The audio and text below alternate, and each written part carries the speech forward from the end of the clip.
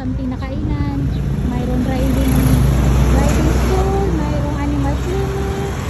Tapos over here, nandyan yung private clinic, tapos simbahan ng Christian, tapos over there, simbahan ng Katoliko. Tapos yung dilaw dun sa dulo, school.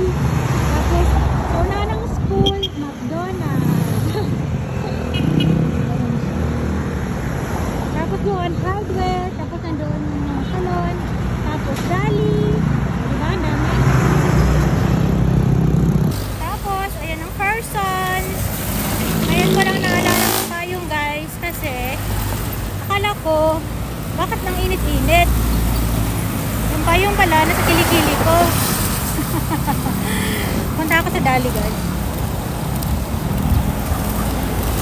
Gusto kong pumunta ng McDonald's sana, kaso na-stress tumawid.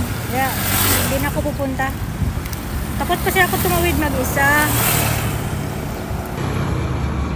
So ayan guys yung simbahan, diba? Sabi ko sa inyo. Ayun yung McDo, ayan yung massage. Kaya magpaganda dyan. Ayan, may lashes. So, ano yung catering. And welcome to Dali.